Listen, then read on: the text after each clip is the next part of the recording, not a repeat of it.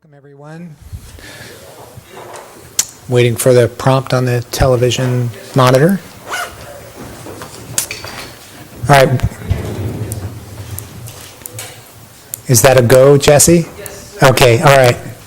Welcome, everyone, to Tuesday's November 13th, 2018 special meeting located here at the Veterans Memorial Hall, and we are starting at 4:30. For the record, all members of council are present. We do have a quorum, and we'll call the meeting to order. This is a special meeting, so we're going right into the agenda items. We have 3 agenda items for tonight. We do have a resolution approving the risk management reserve fund policy. We have a report and provide feedback on a fiscal emergency plan, mitigation measures, and we have a fiscal year 2018-19 general fund allocation for public tourism improvements. And with that, we'll take public comment and open up for public comment at this time, and then we'll go into our agenda items. Welcome. Come on up, Joan. Thanks for coming. There's so few people. Hi, my name is Joan Solu, and I'm a resident of Morro Bay. Speaking to you in this portion of public comment as a person representing the Historical Society Morro Bay. And you have an item on your agenda regarding funding for tourism and beautification. And we have an item on that item, and that is Franklin Riley Park. We have been working for a number of years, since 2014, to establish a park in honor of Franklin Riley, who is our European founder. He laid out the grid that most of you know today as the layout of our town. The grid that he laid out is still in existence, and that mapping was used as the city built up during the time of World War II and beyond. So it has been part of our past, it is part of our present, and will continue to be part of our future.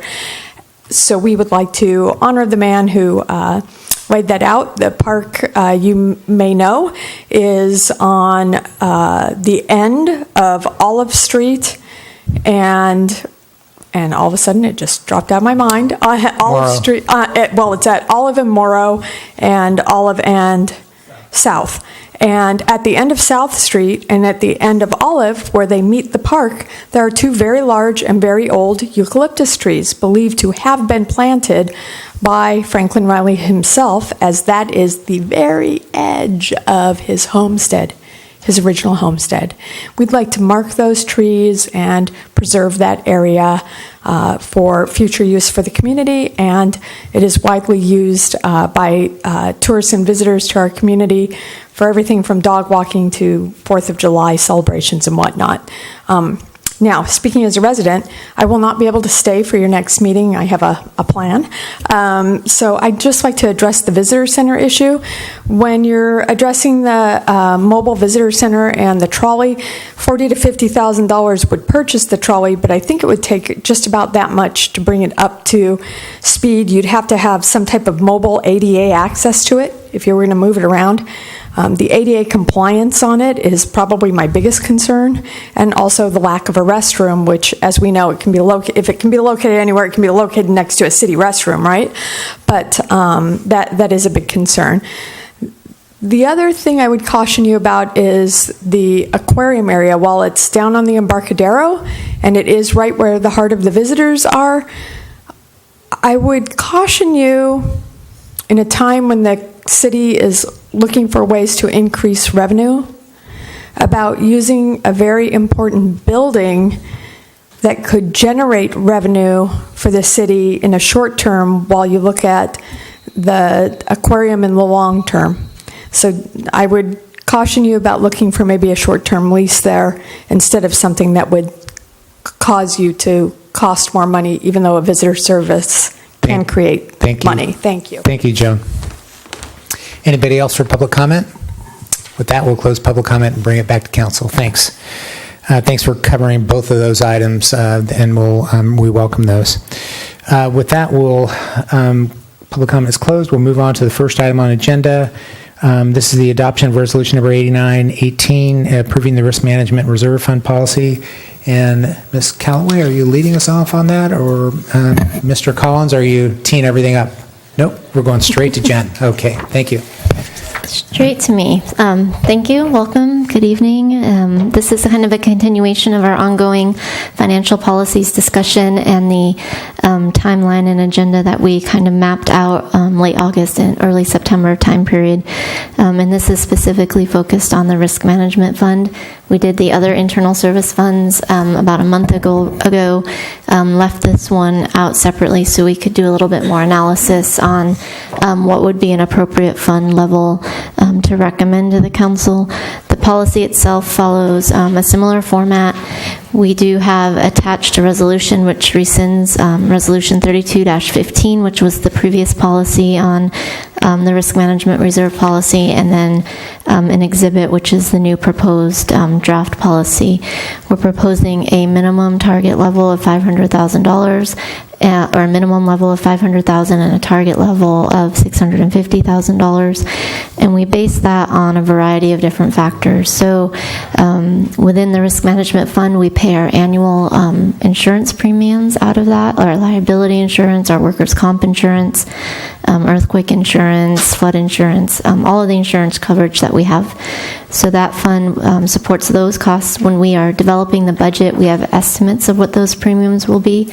They do change after we have adopted budget or we get more refined numbers. So part of the reserve fund could be used to kind of smooth out any increases that we didn't know or if we were a little off with our estimates during the budget development process. It also goes to cover claims that are not under our insurance policy that the CJPIA does not cover. We use money in the risk management fund to support, personnel investigations or claims investigations, any kind of claims that the city would be held accountable for and would not be covered by our insurance provider. We went back and looked at about 9 years worth of history. We pulled out those kind of costs to see what the average was each year to kind of work towards what we would recommend to the council. We found about an average of $50,000 of those kind of costs that would hit the fund. It really could range year to year from about $200,000 to just a matter of $10,000 or $20,000. So it's a pretty wide range, again, depending on what's going on. The very nature of risk management is you don't know what to expect. So it is we use the best metrics we had. We did look at other cities to see what they recommend and tried to benchmark against those. We only had a handful of responses to our survey on our listserv for finance. A lot of them used actuarial reports for their the claims history. We don't have that available to us, so we're able to use that for our basis. The ones that we did see were upwards of about $1 million, but again, that was based on some actuarial reports, and for a city of our size and probably our capacity, that seemed a bit high to us. We felt more comfortable in that $500,000 to $650,000 range based on the claims that we know are outstanding or have potential to need funding for going forward in the future. So if you have any questions, I'm happy to answer those for you. Okay, great. Thanks for that. We'll open up for questions. Red, do you want to start us off for questions? Yes, I do not have any questions. Okay, Matt? Yes, I do. One question I have, Jen, reading over the report in terms of the amount that we have in the current fund and then to do the target of 650, about how long would that take, do you think, to build that up? So the policy says within 3 years. So if you approve the policy as is, when we do the 1920 budget adoption, we would have to outline a 3-year plan for how to fund that, and that would be, it's an internal service cost, so departments will contribute towards that each year until we build up to either the minimum of the target. We'd come back with a target proposal of 650, and council could direct to go closer to 500. Okay, great. John? Thank you, Jen. Appreciate that. A couple questions for you real quick. How are the allocations, internal transfer determinations made by department? Is it based upon actual history, looking back at claims, or total dollar amount of the department budget, or what? We've kind of followed past practice this year in doing the budget. We're working on right now as part of our year-end audit of going through and determining actual workers' comp expenses by department, so we can do by percentage. Same with the liability, what makes sense based on employees, number of employees by department. Some of the insurance coverage is the Harbor Department. I believe they pay more for flood insurance based on their location. It varies on the type of insurance policy. So if one department had an unusually bad exposure prior year, their assessment next year might be high based upon that, and could that affect the remainder of their budget? It could. I think another one that's specific to the Harbor Department is watercraft insurance, because they're the only ones with watercraft. If they have a particularly high incident rate one year, then it usually takes about 2 years for premiums to either go up or down based on actuals. Okay. Then I had a question as to I read the policy with regard to how we're able to utilize funds, and I believe that has to come to council for allocation. How are we protected against the utilization of some of these cash funds to do things that aren't related to risk-related issues, like capital budget items that might be outside of the realm of risk mitigation?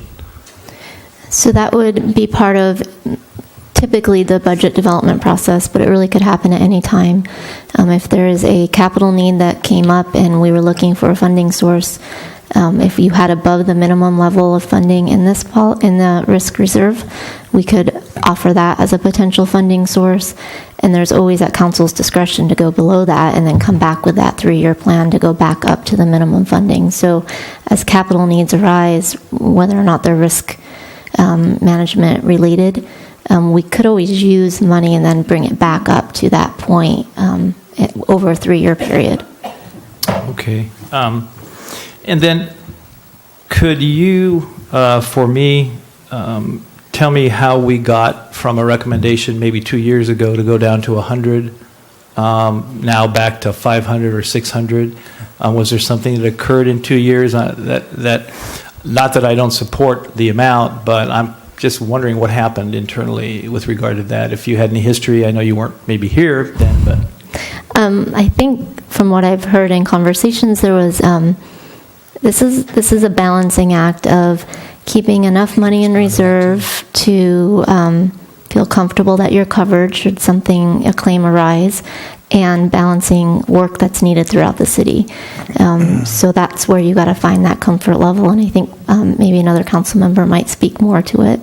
Yeah, thank you. As more for the community, I think I knew the answer, but I had questions. And my last question is, that's a lot of cash. I assume it's invested in some of our pooled investments.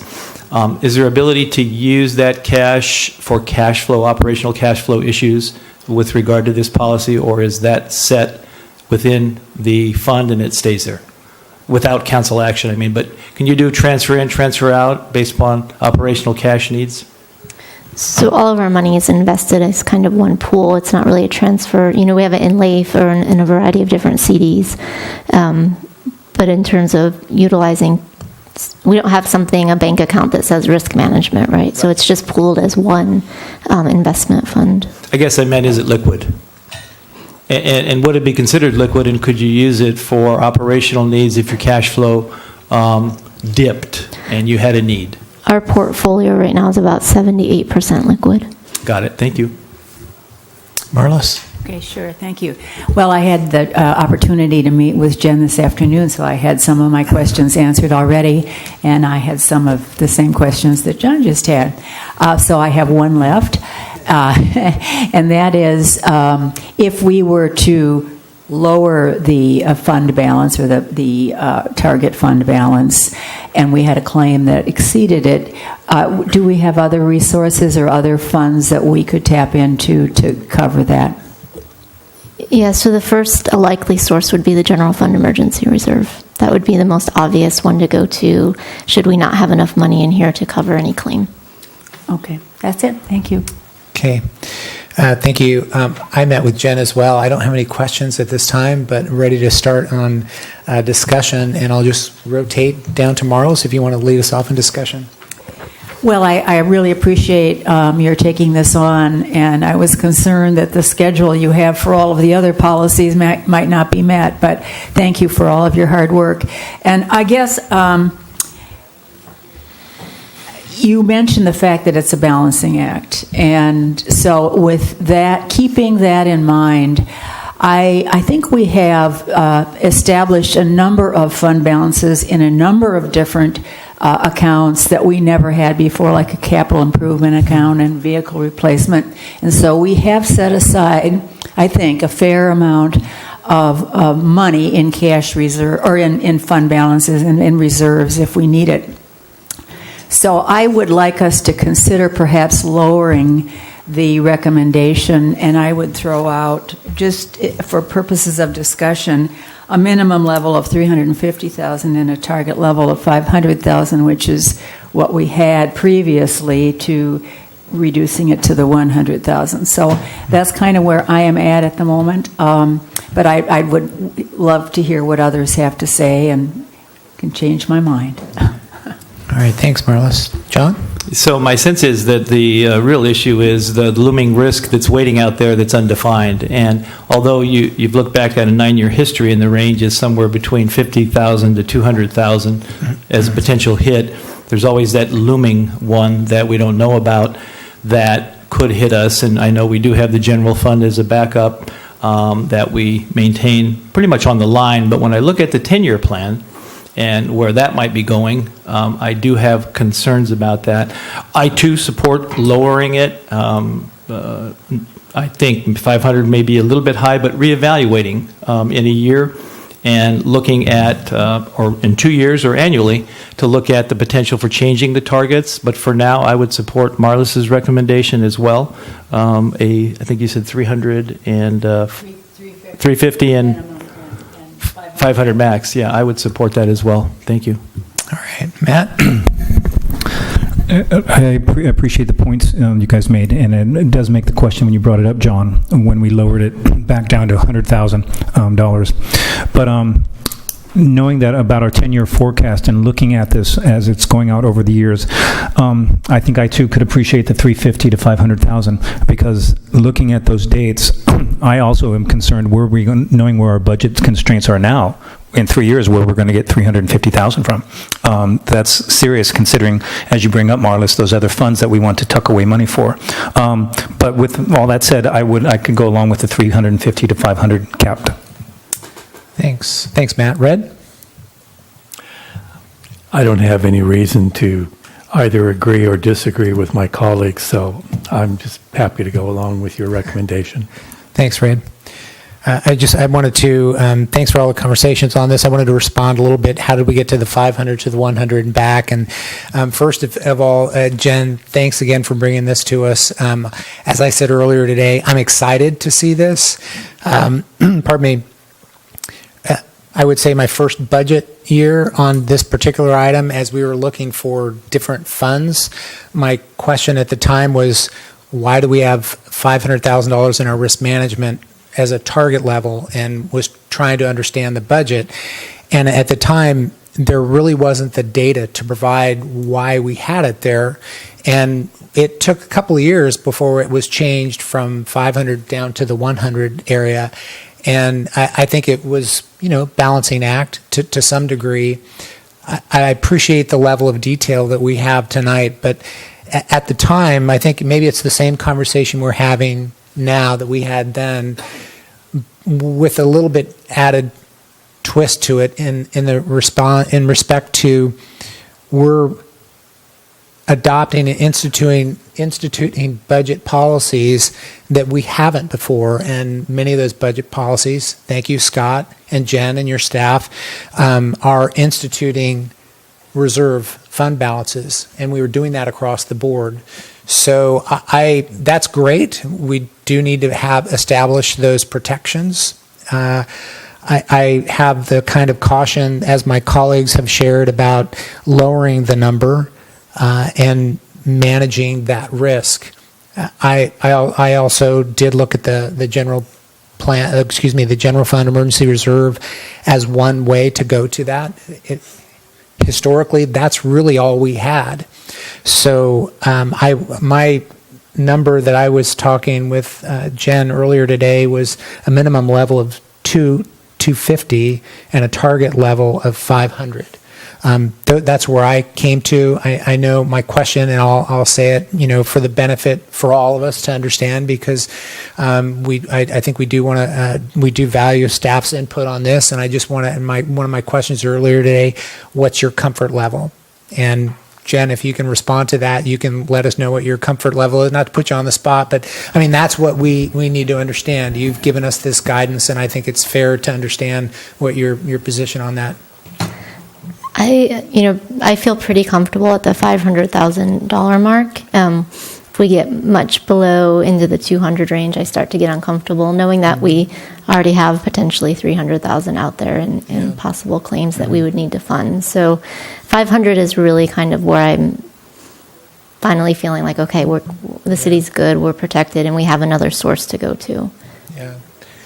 Thanks for that. As I was talking through some of this throughout earlier years on budgeting and where we can come up with additional revenues, some of my comments in past that I would like to share tonight is that having that, let's say, a $500,000 as a target or minimum, I would like to understand that we have protection. That gives us a line item for protections, but are we freezing up money that we're not doing the type of repairs, cracks in sidewalks, safety equipment for employees, any of the number of things that fall under the risk management area? Then if we're locking that money up, then all we're doing is saving the money for that day instead of proactively going after those things, which are some of my comments. So that's the balancing act, and there's no magic wand to that. Maybe it's one of those things where we do review it, but I'll leave my comments as it is. Maybe there's some deliberation on where we land as far as the number, but it seems like there is some consensus to have a discussion on what that minimum and target level is. I know I threw mine out, which was a little bit lower than has been proposed, but I'm ready to go forward from there, and would open it up for more conversation. I add a comment, Mr. Mayor, to what you had said. I appreciate that that background and your resolve with regard to being proactive and taking care of risk issues that need to be fixed with capital now. In addition to having this available, my thought is it would have been nice to have a CalPERS liability fund established when the discount rate suddenly changed and will continue to change, and oh my gosh, we don't. And now we are struggling significantly with an unknown that has hit us, and if we had the ability to plan actuarially for that prior, which we didn't, it would have been nice to have that money ready to pay now. It would have avoided interest cost, et cetera, et cetera.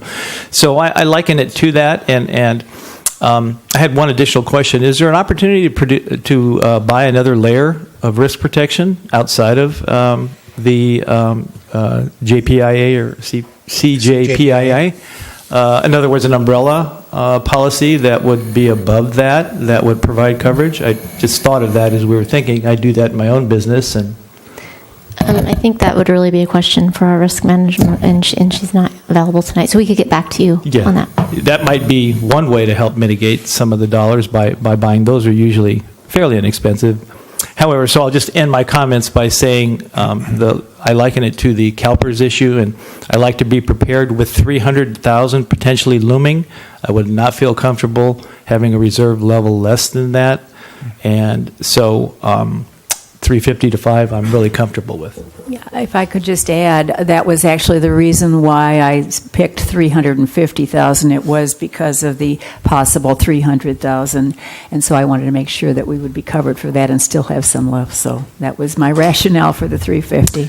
Okay, I would take a motion then, unless there's any other discussion. No, go ahead.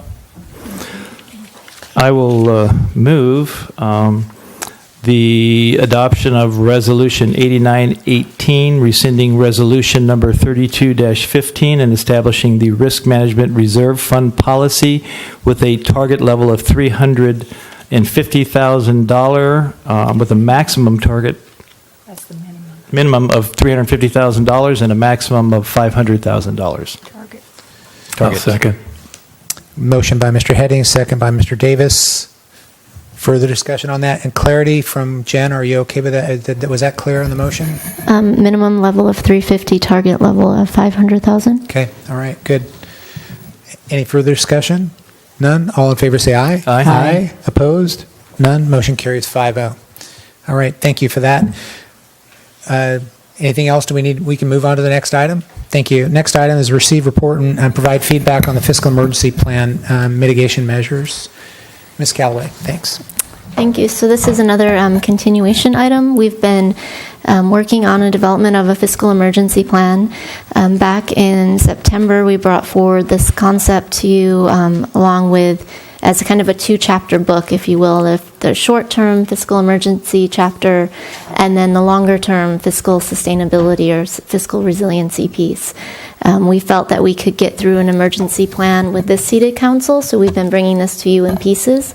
You'll see it one more time as kind of a final written plan in terms of a short-term fiscal emergency plan. So keeping in mind that, we've identified 5 triggers. We brought those back to you in September. Those would initiate kind of an immediate response, and that's the concept of an emergency plan. So we worked again with our employee budget group. We brought these proposed 6 mitigation measures to our CFAC committee for their thoughts and opinions to share with you. They had consensus and agreed with the 6 as they were proposed. So we're looking for feedback from the council on those 6. We have a hiring chill.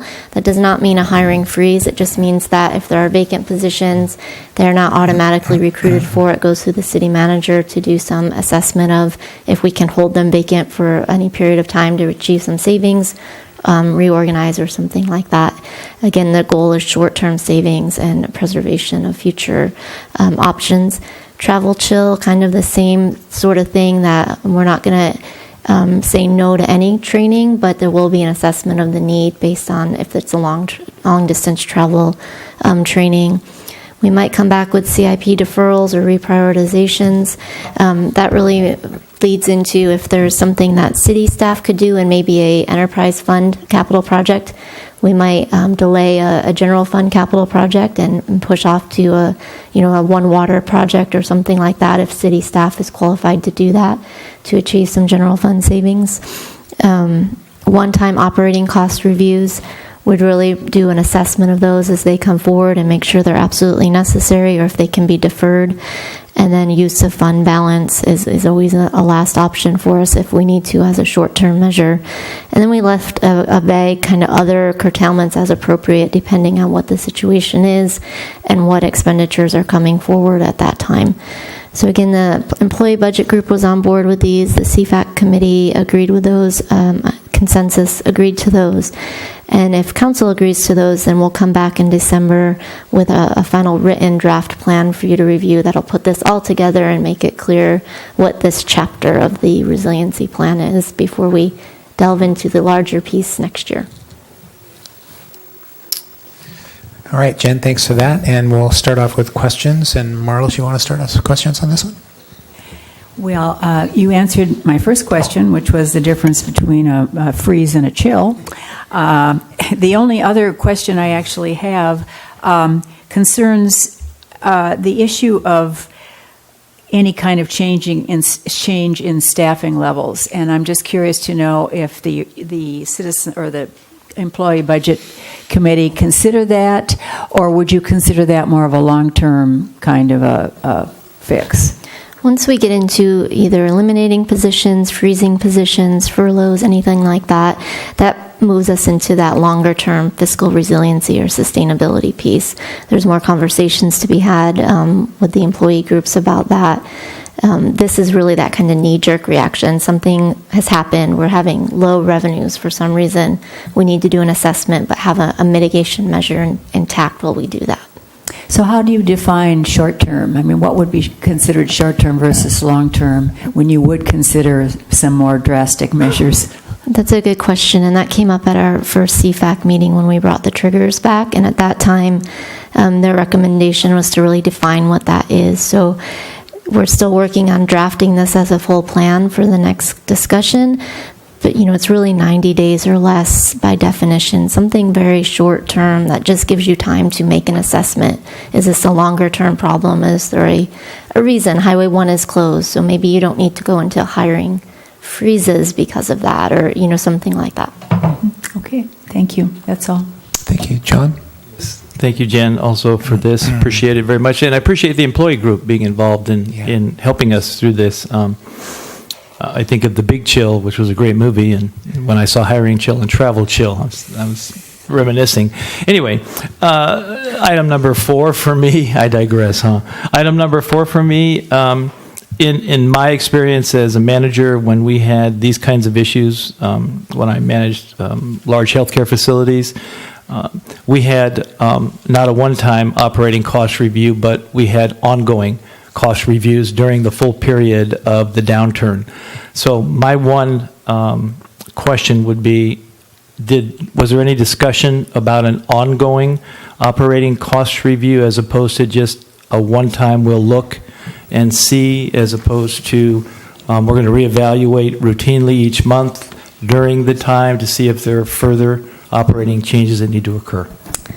We're really focused on the one-time ones, thinking that they were the special projects during the year. So, for example, in this year, we have a fee consultant on board doing a fee study. Had we not entered into that contract, we might want to hold off on doing that, and that's a more significant cost savings than some of the monthly ongoing costs. Our monthly ongoing costs are pretty minimal at this point in terms of copying, postage. There's not a significant amount to save there, but it's not a bad idea to look at that. We shouldn't exclude it necessarily. So I can add that in here. That's the decision of council. Did you discuss like an across-the-board cut of 10% in budgets that would be something like that, or 5% to based upon the magnitude of the issue, or was it just take a look, see what we can get, and? Yeah, again, keeping in mind that this is the short-term response. It was, what are some immediate things? And I think that fee schedule is a good example. Had we not entered into that contract and started that service, that would be a very quick, $60,000 that we could save and not spend. We're going to get more from that than some of the little pieces ongoing that we could cut each month, if any, when we look at some budgets that are pretty tight as it is. So those flat 10% across the board probably move you more into that resiliency phase and that longer term. And my last question, and I assume your answer would be the same as you just gave me, and I always hesitate to say it, but we also at times when they were major issues had wage and salary freezes, and not dissimilar to Marlis's question, but was that discussed, and when would that possibly be a consideration? Or not discussed as this component. It would be part of the resiliency piece. Thank you. Matt? Sure. You've answered so many of the questions, but in terms of the timeliness of the short-term and long-term, Jen, when issues would come arise and this employee group with the city manager would meet, that can be done pretty much on the fly and meet within the council's meeting schedule within a month, every 2 weeks. So is that kind of how the time frame would look, that it would be able to be brought to council very quickly? Yeah, so that was another recommendation of CFAC, and we're going to work on language to incorporate into the final plan. Really, this is thought to be kind of a cafeteria menu, if you will. So a trigger has happened. The council has, in theory, approved the mitigation measures. If there's something that it doesn't fit in that timeline, the city manager, if we work this into the language of the plan, would have discretion to say, I've enacted a hiring chill, come to you at the next council meeting and say, this is what I've done because this trigger was met. If it can wait to the next council meeting, then that would be the preference, is to say, this trigger, we've identified this trigger has been met. This is my proposed selection off the cafeteria menu list. And I guess looking at those trigger points, that's when something could segue from a short-term issue to a long-term issue as those things are worked out. It would certainly start the conversation of, we're doing this, but doing some analysis further to see if we need to move into that next phase. Red. Thanks. On the 2 consecutive quarters of declining revenues, I understand that sales tax, DOT, and property tax are our major revenue sources, but Is property tax really a meaningful measure in this context? Good question. Yeah, that is a great question. We picked those because they were tied to the COLA increases in the MOUs, and it made sense if we were going to give to staff based on revenue increases, and if we were going to hold back, it would be tied to the same. Sales tax and TOT are obviously more economically sensitive and going to be a little bit stronger indicators for us. But again, because property tax was in the MOUs, we just wanted to be consistent. I guess my concern would be that if we have the two going down and the property tax not going down, would that make any difference in how we apply the triggers? We don't have to have them all be as a total. It could be 2 of the 3. Okay. Thanks, that's all. Okay. I don't have any questions at this time, so I'll open up for discussion. Red, you want to start us off on discussion? I'll just go back and forth. Yeah, I think this is a great plan for emergencies, and it's something that I have wanted to see instituted since I went to Monterey a year ago. So I'm glad we have this, and it looks good to me. And I really appreciate all the levels of review that you had, including the employees. So thanks. Okay. Thanks, Matt. I would agree, and then I think the one idea of doing this is having it down on paper and having a formal process. It really brings a security not just to council but to the community and to staff that if and when, knock on wood, emergencies would happen. So I think it makes a lot of sense. Great. Matt, thanks. John? I'll add my accolades to those given and say a ditto. 2 things that I might add would be that number 4 on page 14, removing one-time operating cost review to just during the crisis and ongoing cost review. And then second, maybe establishing a target reduction. I don't know if that's in here, but if you have this disaster and you're looking and the impact is this and you have a target, it'd be nice for the council to know what the target might be and how to measure that against the results from these actions would be my 2 recommendations for adding. Marlos? Yeah, well, I concur with my colleagues' comments, and I like John's suggestions. I really appreciate the work and the effort put into it, so thank you. Okay. Thanks. I just have a couple of added things that might segue on with John as well. First, thanks again, Jen, for meeting with me today. Part of our discussion was actually adding one more item to this, and item 7 would be once this occurs, it would trigger the next level of fiscal resiliency plan. So we don't have that yet, but when it would actually, as I look at this, as I understand this, this is short term, so this is within the fiscal year budget. So we're looking at things, okay, boom, we have to make this kind of reaction. So to do ongoing cost review may be appropriate, but if we just want to make a one-time look at the fiscal year budget in which we're in, and it also triggered the resiliency plan, that would get us to work on, okay, if anything else happens, there are additional measures, which may include target reductions, ongoing cost reviews, et cetera, et cetera. Would that be fair to say? I think that's fair, and I think when you're seeing this in kind of pieces, so when we get this finally put together and as a written document that kind of outlines the flow, that certainly would be part of it, Yeah. the long-term analysis and what that leads to. Yeah, okay.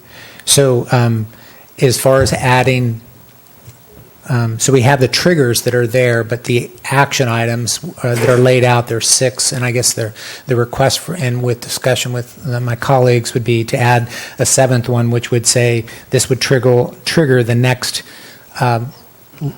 it's not that we would enter into the fiscal resiliency plan, but it would trigger that review. Trigger the discussion. Triggered that discussion, which may encompass ongoing cost review and target reduction. Would that be accurate? It certainly can be if that's council's. Okay, all right. So that would be my only discussion for this item. And I think we've got a couple things on the table if we want to wrap that up. Any comments? I'll add the comment, just that I think whatever the issue may be that triggers it, that there's going to be some defined level of reduction necessary. It would be nice to know that, even in the short-term resiliency plan. So, and I support your number 6 or 7. Or 7, Yeah. right. And the target reduction, I guess I just need to understand that a little bit more and understand what was So do I. desired. Because it's basically, we have this natural disaster. It's going to impact the budget. The magnitude is $1.5 million. I'd like to know the 1.5 or 0.5 or 6.8 or whatever the number might be that you're going after with the implementation of the issues. So I think if we elaborate on that example, natural disaster, $1.5 million, it would be incumbent on us to come back and say, based on these approved mitigation measures, we anticipate that we can save $30,000 from a hiring chill, we can save $20,000 from a travel chill, we're going to defer $100,000 in CIP projects, or maybe reprioritize them to some of the capital projects and use city staff while we evaluate, staffing needs in the future. Ongoing operating costs, we're not going to do a contract for the fee study, that's $60,000, and then one-time use of funds of $500,000, and kind of get you to that $1.5 million. I think that's what you're asking for. 1.5 I just pulled out of the hat, but yeah. Whatever the number is, we need to outline how we're going to get there. Right. That was a great exercise. So is that encompassed in this conversation, how implemented into this document then? I'm hearing that as a suggestion, and if that's the consensus of council, we'll make that I'm clear. recommending that it be written into this, Okay. much like So- Ms. Callaway just outlined. Okay, so when we, what do you need to add that language in there for us tonight to understand? If that's the consensus, I'll work on the language, and maybe when you see it in the draft, if it's not acceptable, we can modify it then. And that'll be in December. Okay, and it'll come back in draft? Okay, great. All right, so there's not necessarily a motion with this one, but to just give direction based on what we've, okay. And so just to wrap that up, we've got target reduction, we've got the review ongoing cost, added number 7 to trigger the next level of fiscal resiliency plan in there. That's what I got on my notes. Yep. And then was there consensus on, for the triggers, number 5, if you want all 3 Yeah. of the, or if you just want 2 of the 3? As far as the property tax DOT, I would agree to that, and I think to this, that's one of the, you're Okay. basically saying one of the 3 would be fine. I think I heard if there were 2 of the 3 were declining over 2 quarters, it would Okay, seem like and fine. you're comfortable there too? I am, yeah. Okay, all right. Yeah, let me just ask a follow-up question now that this issue has come up. The property tax comes in only twice a year, is that correct? So you're not going to see that. You'd be more interested in comparing it to the previous year, would you not? So we would tie those economic reviews to our quarterly budget reports, which show first quarter to first quarter, second quarter to second quarter.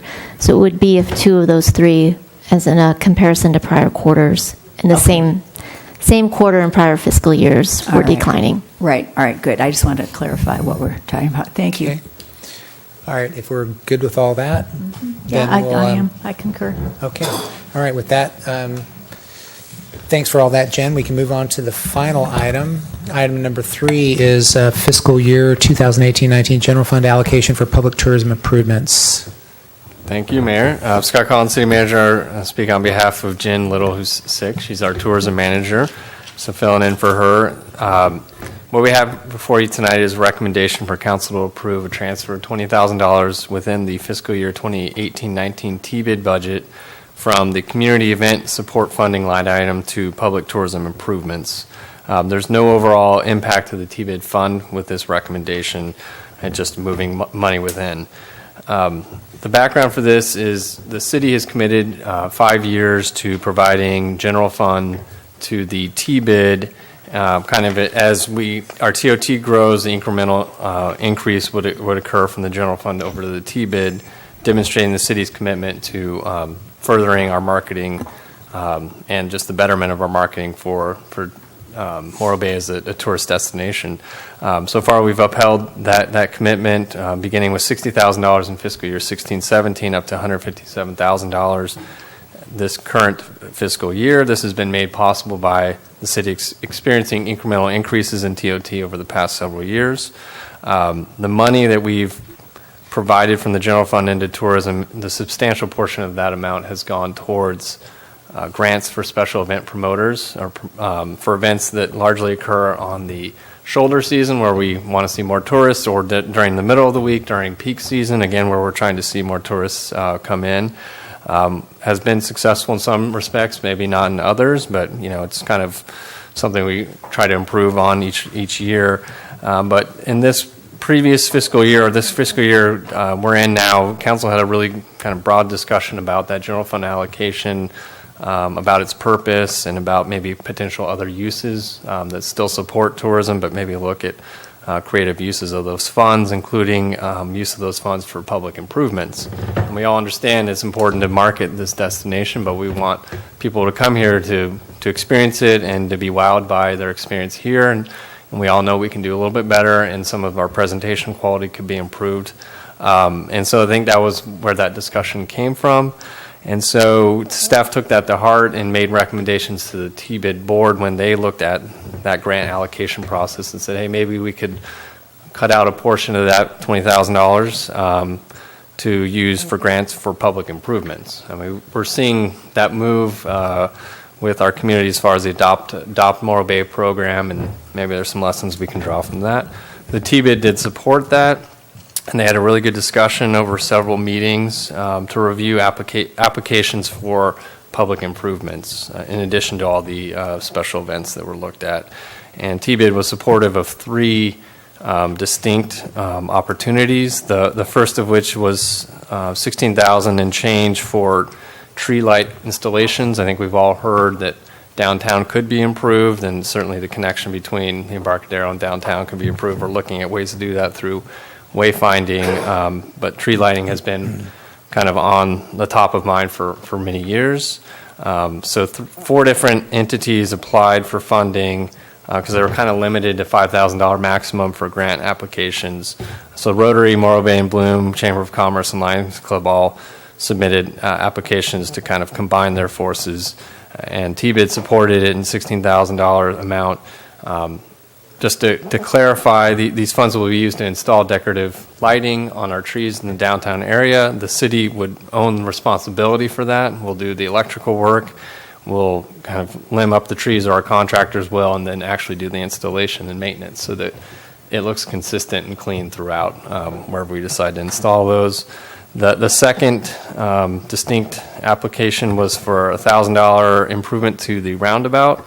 It is our kind of welcoming, if you will, into the community, and Morro Bay and Bloom was the applicant. They've done great work with their volunteers in the roundabout. They'd like to use the $1,000 to install kind of a permanent rose garden. White roses, it would improve the overall aesthetic of the entry point into Morro Bay.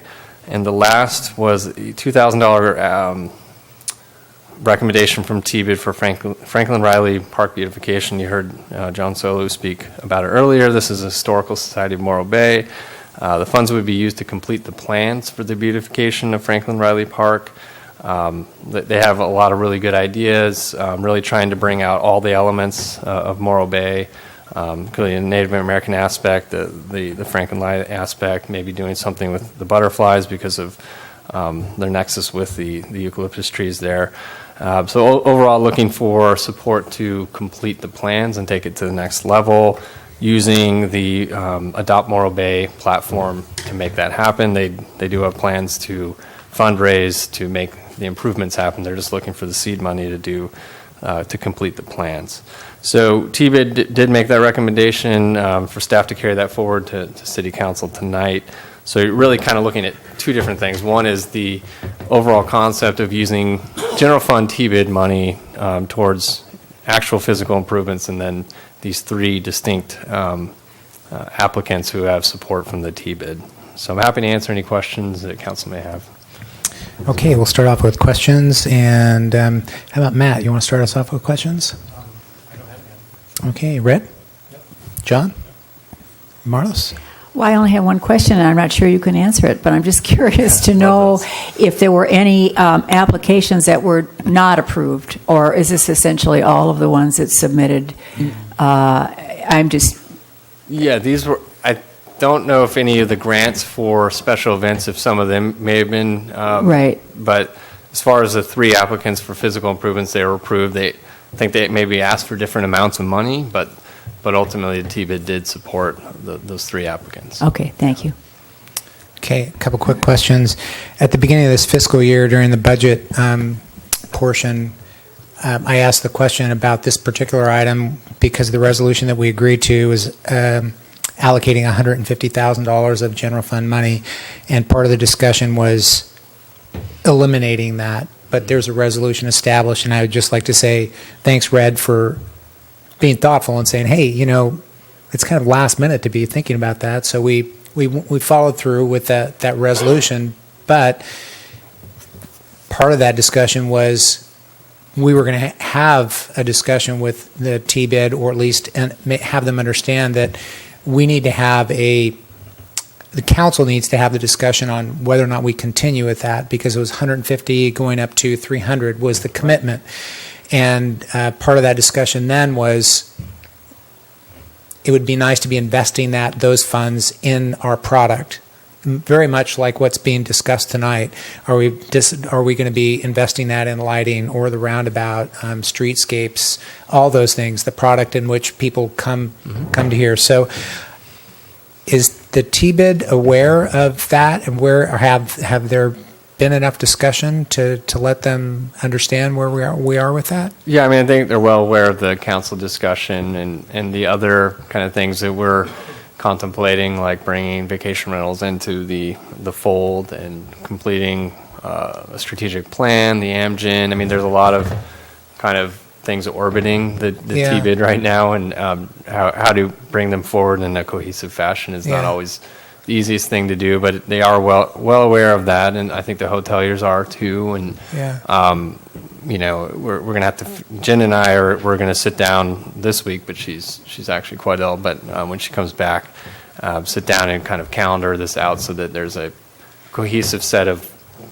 agenda items that will come forward, so we're not doing it right at the budget hearing. I mean, I think it's always the issue we run into, is the proper timing. So the sooner into the new calendar year, the better. Okay. Yeah. And then,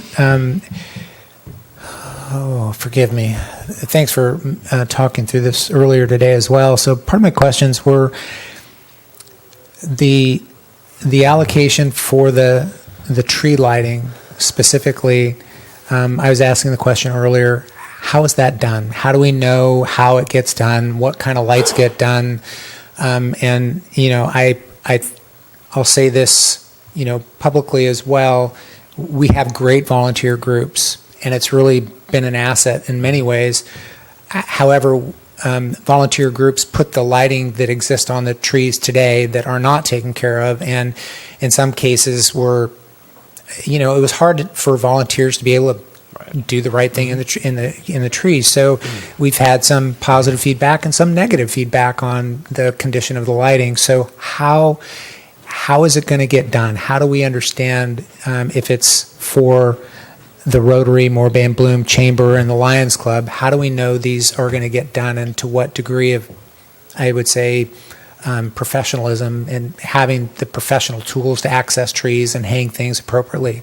I guess those are my questions. Yeah, no, I think we want to bring forward the spirit of volunteerism and the fact that these entities stepped up to make the request, honor that, and have the city take it on and do everything we can to facilitate and lead a really good project and installation, hopefully in time for the holidays, though I would say that's probably a stretch, but we're going to do our best. In fact, we've had support from TBID members themselves who are doing some of the legwork in anticipation of this discussion tonight to reach out to contractors. We're looking at tree specialists, not electricians, because I think they have a better understanding and appreciation for trees and how the lighting will work and not work from an aesthetic point of view. So we're owning this project as a city organization. So, Rob Livick, myself, Mike Wilcox from Consolidated Maintenance, we're going to take this on and own it. So make sure that it's consistently applied and ultimately develop a long-term maintenance program so that,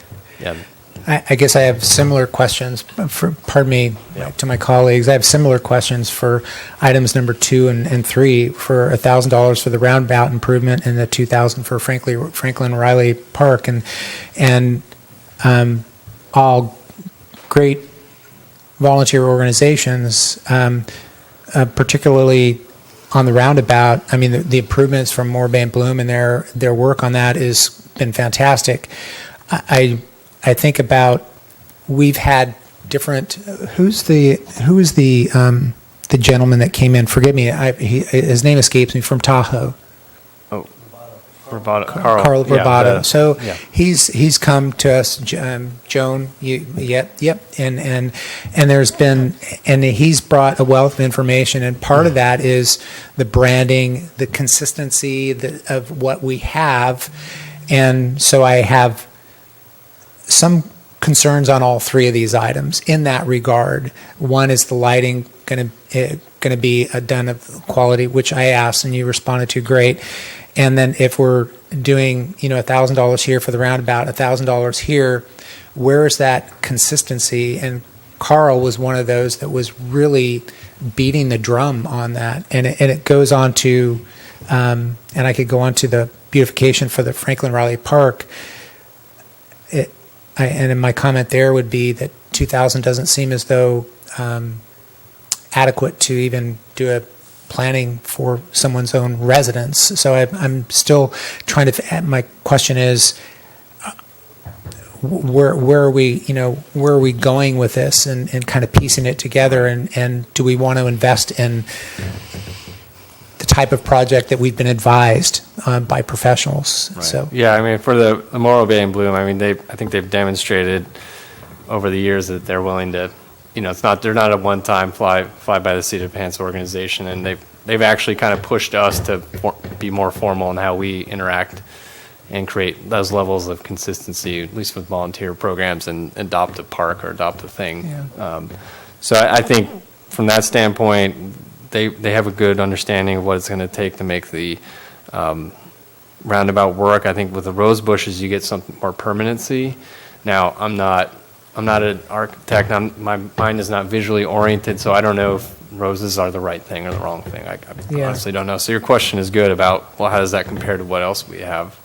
But I think Walter is a very thoughtful individual, and some ways you kind of trust the people who are putting it out there, putting their energies out there every week. With regard to the beautification, the $2,000 I think is a modest amount for what the architect or the planner would normally get. So they're seeking some compensation, not obviously their full amount, as you stated it. Something of this nature typically would cost in the tens of thousands of dollars for a park of that size. How it connects back to kind of our broader park, it's a great question. We talked about, our council talked about during the fiscal year 18-19 budget discussions. What's driving our parks? What's our vision? We don't have one. Mm-hmm. Okay, so how can we do that? Well, you can do a parks master plan. That'll cost $100,000. We don't have that kind of money. Yeah. But maybe in lieu of that, we do something with Cal Poly, or we just get an intern, do something where we start building the pieces towards something that's going to be long-lasting, consistent. So I don't know how this naturally falls into that. Maybe it's what spurs us to do better planning overall.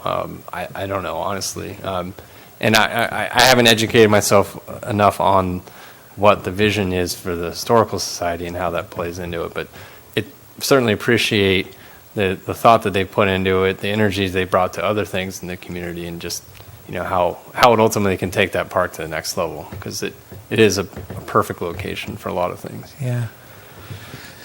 Okay, well, I guess those are part of my question discussion, but we should probably open this up into discussion, and then we'll start with that. Red, do you want to start us off?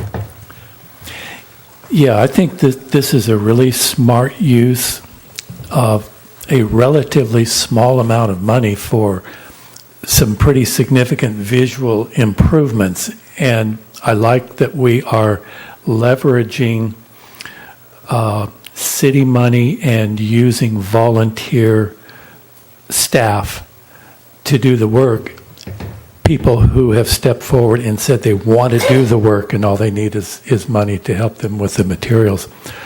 And I know that Ms. Solu has done some research for the original design of the Franklin Riley Park site.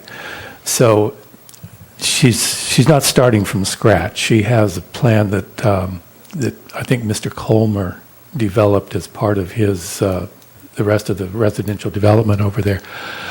So this money will add to that. In addition, the Historical Society has received additional grants toward development of the Franklin Riley Park, and Ms. Solu has mentioned several times that there will be fundraising efforts to go into that as well. The Historical Society does have a very comprehensive vision for that park, which I support. So I like that staff was proactive in taking some guidance from council during our budget discussions and said, if this is the direction you want to go, this is what we want to do. And I just really like the fact that we are leveraging the money and using volunteer staff. So I support this item. Okay. Matt? I see your points, Jamie, that you're making, and but then so I agree, and I think in time, coming up with a cohesive plan could work in terms of putting these things into place. So that's one thing. On the other hand, looking at the diversity of the groups that are into with this $20,000, I really appreciate the diversity from different angles, points of view that I've seen in Morro Bay to do these enhancements for Morro Bay. So by doing that, and I think, Red, your point with staff and for our community members, I really think that if we in turn can someday get to the point where come up with a cohesiveness ability to do what you're saying. But for right now, I think looking at the money and where it's coming from, it's well spent, and that it very much gets some very good parts of the city involved. That's it. Okay, thanks. John? Thank you. I agree both with Matt and Red. I don't know how to determine the return on investment for these improvements. That's the hard part. I don't know that there even is a measurable way to do that. That would always be my desire, to determine when monies are allocated or spent, what's the return on investment for that expenditure. I'm more concerned about the future and what we do with the money that the city has committed to the T-bid and improvements, and looking at a grander plan or a plan for more broadly defining the priorities involved with those funds. And so I think this is a start. I'm supportive of it, but I would be more interested in a conversation about the larger amount of dollars that are left to consider and what improvements might be necessary and bring the greatest return to us as a city in terms of revenue enhancement. Okay, Marlis? Yeah, sure. Yes, I too strongly support this move and this project. For the same reasons that we've already talked about, that this is the direction we want to go, investing in the product, and it's a start, and I appreciate it. And in fact, I was even concerned that I couldn't vote on this because I have been a Morro Bay and Bloom volunteer, and I can guarantee you that they are going to keep that rose garden at the roundabout maintained, because they've done that for every project that they have taken on. And of course, my significant other is the president of the Historical Society, and I am quite familiar with the plan. And I found out that I, in fact, do not need to recuse myself because I receive no financial benefit from my vote, but I do support it. Thank you. Okay, great. I think I asked some tough questions in regards to where we're going on these, and I thought they were necessary questions because they're, I think, factual as far as the tree lighting and things like that.